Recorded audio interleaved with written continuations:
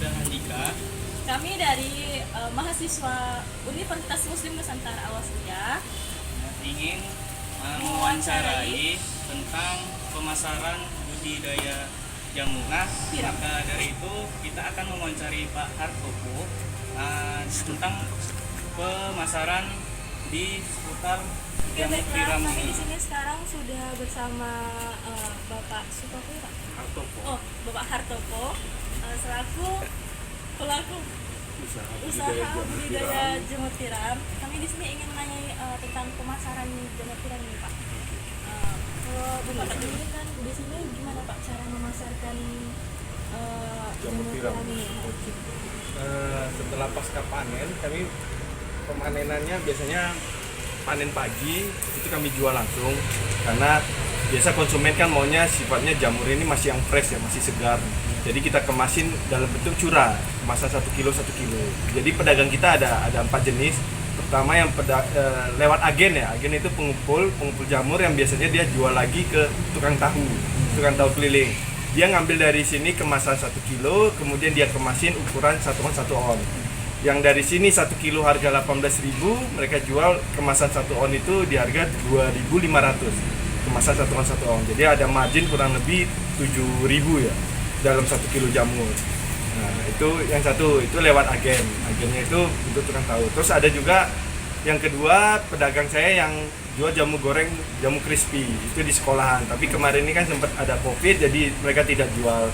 Biasa kalau itu mereka main kemasan 1 kilo 1 kilo, itu dengan harga 20.000. Karena harga yang untuk jamur goreng sama yang tukang tahu beda, karena yang jamur goreng itu mereka lebih suka jamurnya lebih besar, karena kan digoreng agak besar-besar ukuran jamurnya. Jadi panennya pun dia harus lebih agak tua. Sedangkan kalau tukang tahu yang pembeli untuk rumahan itu jamurnya panen muda. Dia lebih segar, kemudian kalau disimpan pun lebih tahan 3 sampai 4 hari di kulkas. Masih bagus. Itu jadi ada 2 pembeli, pembeli yang ketiganya itu konsumen langsung yang datang ke sini, yang beli hanya sekilo atau 2 kilo gitu, itu di harga di 20.000. Jadi ada 3 pembeli lah, 3 jenis pembeli. Untuk pembelian itu memang udah ada kayak misalnya orang itu udah pesan duluan gitu ya? Iya, biasa karena kan jamur ini kalau bisa kita jual dalam bentuk segar, jangan sampai masuk di dalam kulkas gitu. Jadi dia si konsumen atau pembeli itu tidak kecewa. Biasa kalau barang yang udah masuk kulkas, kita keluarin lagi, dia akan berubah warnanya. Agak kuning, kualitasnya akan turun ya. Makanya masih dalam fresh langsung dijual. Udah pesanan. Jadi sehari sebelum pengambilan mereka udah ada pesan. Oh, saya besok ngambil sekian kilo, besok ngambil sekian. Jadi kalau menurut Bapak budidaya jamur ini menguntungkan nggak? Sampai sekarang ini yang menguntungkan. Kalau nggak menguntungkan mungkin saya nggak nanam lagi gitu. Pada saat kalau Covid kayak gini kan Pak, satu gitu kan, sebelum Covid dan sesudah Covid ini kalau Bapak gimana? Memang permintaan sangat berbeda nyata ya. Karena biasanya kalau ada anak sekolah itu per hari kita harus sediakan kurang lebih 60 kilo jamu segar. Nah, itu hanya untuk pedagang crispy anak sekolah yang jual di SD, SMP gitu di sekolah. Tapi karena Covid ini jadi nggak ada, itu udah dari bulan 3 tahun lalu ya. Jadi kita nggak makanya ini kumbung banyak kosong. Kemudian yang rumahan juga agak turun. Terus dulu juga sempat juga makan vegetarian ya. Chinese food itu pakai jamur tiram juga, tapi karena banyak yang tutup jadi nggak ini kali lah. Yang terlalu permintaan turun lah. Tapi dengan seiringnya orang tahu nilai gizi dari jamur tiram itu, ternyata di awal tahun ini permintaan jamur tiram ini sangat tinggi. Meningkat ya. Tapi saya belum siap nanam.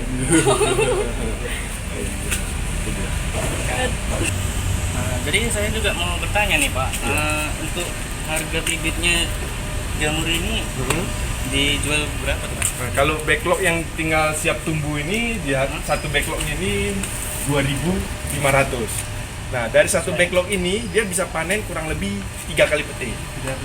3 kali petik. Petik pertama kita bilang rata-rata 1 on, jadi kurang lebih dapat 3 on. Tapi sebenarnya dia bisa dapat 4 on, jadi 3 sampai 4 on per satu backlog. Oh, ini bisa langsung dipasarkan gitu? Maksudnya dijual langsung gitu bisa? Ini backlognya ini bisa, tapi kan dia harus nunggu nanti tumbuh sendiri, tumbuh lagi kan. Nah, tapi petik pertama sama petik kedua itu butuh waktu 2 minggu sampai 3 minggu. ribunya. Jadi seandainya lah orang kalau pelihara hitungan bisnisnya ya, satu backlog ini 2.500. Panen kita bilang 3 on aja. Jadi kalau 1 on harga pasaran misalnya berapa? 15.000 lah, harga termurah gitu. Berarti kalau 3 on berarti kurang lebih 4.500. Nah, modalnya ini 2.500. Jadi si perawat backlog ini kan ada margin kurang lebih 2.000. Itu harga terendah ya 15.000. Tapi kan harga kan 20.000. Kalau konsumen langsung orang bisa jual 22 sampai 25.000 tergantung. Gitu ya.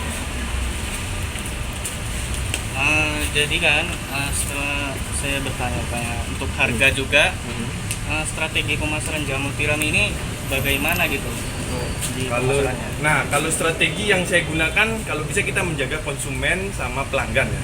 Pelanggan itu dengan cara ya panen pagi. Misalnya kita tiap pagi harus panen. Pagi sore itu panen. Sehari 2 kali petik. Ada orang yang panennya sore nggak dia panen, besoknya dia panen. Itu terlalu besar. Jadi kadar airnya terlalu banyak.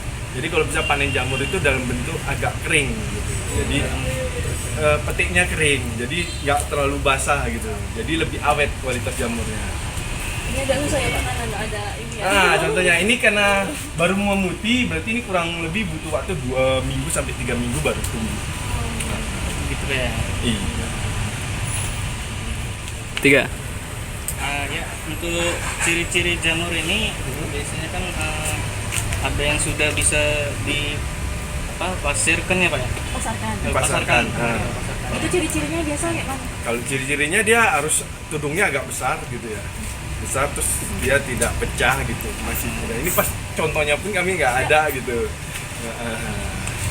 Jadi ciri-cirinya belum bisa saya menjelaskan karena adalah contoh jamurnya, tapi ini jamur yang kurang sempurna kalau untuk dijual. Nah, ini dia rumputnya tidak terbuka bebas dia. Kemudian ini kan tudung luarnya ini masih gerigi-gerigi. Biasa ukurannya dia agak cantik bulat gitu, kayak koin gitu. Iya Pak ya. Dari segi warna juga Warnanya biasa putih, ini kan Pak. agak Di sini kotor. operasionalnya menggunakan apa? Operasional untuk dikumbung pemasaran. Biasa operasionalnya kami ya mungkin biaya operasional di plastik kemasan ya. Kemasan aja kena.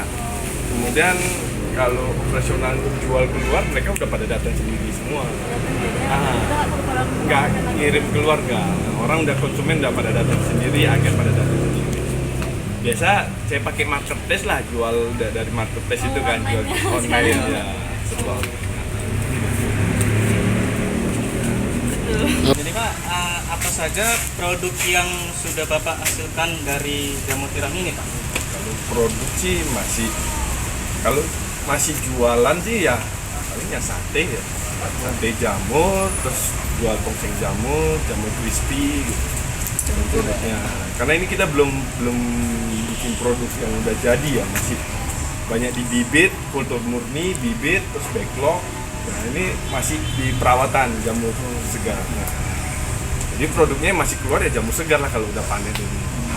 Kalau olahan kita belum. Nah, karena kemarin itu saya ada kesalahannya harusnya tiap bidang lini usaha itu harus sudah dipegang masing-masing gitu. Misalnya kumbung perawatan panen itu dipercayai sama 1 orang. Terus kalau buat produksi backlog 1 orang, yang bibit spora 1 orang. Jadi orang itu punya tanggung jawab masing-masing di bagian tugas. Misalnya di olahan. Nggak bisa 1 orang. Orang untuk mewakili semua, jadi berantakan nanti.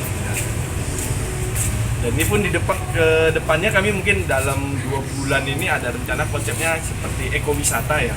Jadi orang bisa tamasya, belajar, edukasi juga sekalian di sini untuk tentang jamur tiram. Jadi lagi pembenahan semua lah. Dengan adik-adik ini mahasiswa UMN pas juga ada program kerjasama magang. Nah, jadi dalam proses magangnya UMN ini mereka juga nanti akan belajar tentang budidaya semua sampai dari segi olahannya juga dan membenahi tempat-tempat inilah jadi ekowisata jamur tiram. Baiklah teman-teman, mungkin sekian dari kami mewawancarai Bapak Patopo. Ya. Kami Kami ucapkan ucapkan terima kasih kepada Bapak Topo Ya. yang sudah Meluangkan waktunya. untuk membincang-bincangkan masalah pemasaran jamur ini ya. Nah, maka sampai sini aja untuk wawancara kita. Kami ucapkan assalamualaikum warahmatullahi wabarakatuh. Waalaikumsalam warahmatullahi wabarakatuh. Siapa?